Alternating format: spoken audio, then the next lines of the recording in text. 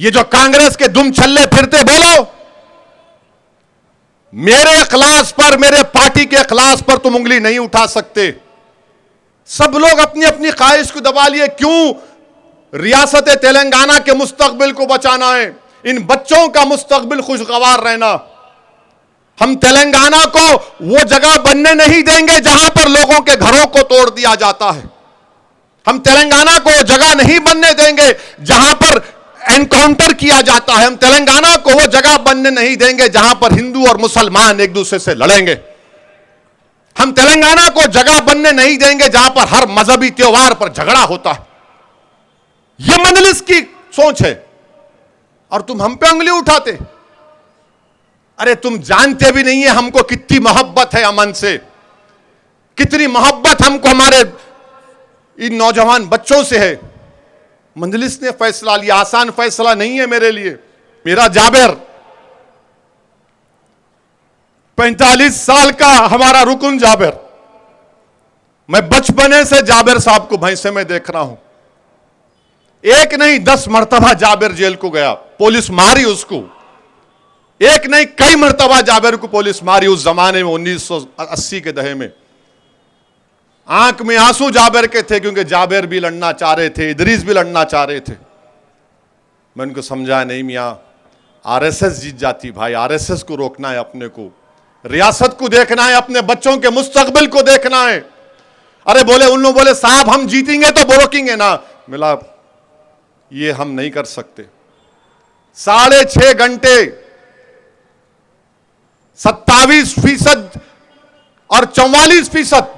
शर्म करो कांग्रेसियों, तुमको मालूम ही नहीं हम कितने कुर्बानियां देते, हम कितना सोचते हर चीज के बारे में। आप समझते आसान है मेरे को इन हमारे जमात के लोगों को समझाना? ये भी इंसान है, इनके भी ख्वाहिशात है, इनको भी ख्वाहिश है कि आगे बढ़ना, हम एमएलए बनना, हम लड़ेंगे, पार्टी को आगे बढ़ाना है हमारे को। आप अंदाजा लगाइए कितना मुश्किल काम था जाबिर साहब को, इदरीस को समझाना। वो तो बोल दिया। अब आप मेरा मजलिस का इखलास सुनो। हादी यहां बैठे हुए हैं, हादी मेरे सामने आके रोए, साहब तांडुर लड़ना है। बहुत जिद्दी आदमी हादी, आपको अंदाजा नहीं है, आखिरी जिद्दी है। माने आप दीवार को तोड़ सकते, इसको नहीं तोड़ सकते आप। बहुत जिद्दी आदमी है। नहीं साहब लड़ना है साहब, नहीं छोड़ता साहब, मैं आपके घर में बैठ जाता हूं। 4 घंटे 3 घंटे 2 मरतबा फोनों पे तंग करना, और इनको जुनून है रात में फोन करते हैं उन्होंने, क्योंकि मेरे घर में है, मैं जल्दी सो जाता हूं। हादी फोन कर, साहब सो तो नहीं गए, फोन उठाना पड़ता, बहुत जरूरी बात करना। क्या हुआ हादी, सब ठीक तांडुर में? नहीं साहब एक कैंडिडेट खड़ा करेंगे। मेरे भाई इस शख्स के आंखों में आंसू थे। मैं समझा के हादी को लपटा के बोला, छोड़ दे हादी, अपने को मुस्तकबिल को देखना है, गरीब बच्चों को देखना है, रियासत को देखने का है। मैं सलाम करता हूं हादी को, सर झुका के बोला, साहब आपका हुक्म है, मैं सलाम कर रहा हूं, जा रहा हूं मैं।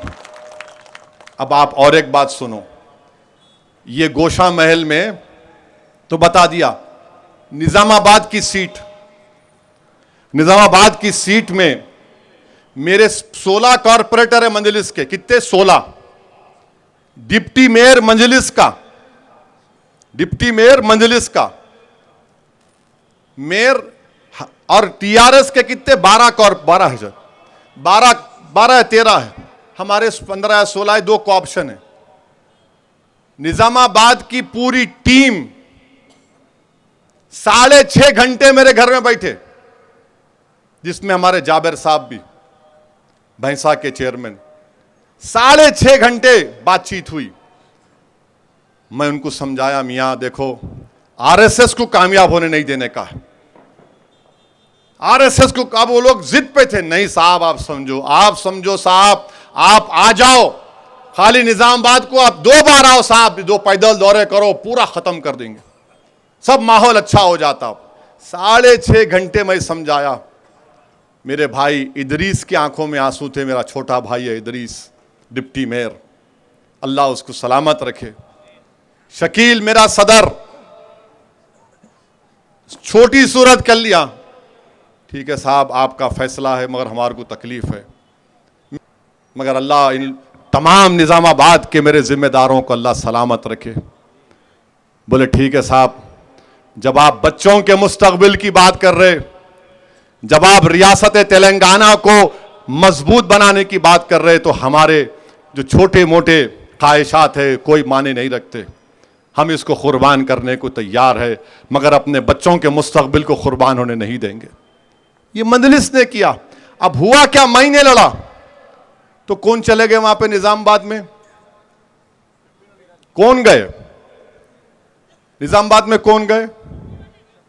उन्हू चले गए। अब उन्हू चले गए तो कोई कुछ नहीं बोल रहा।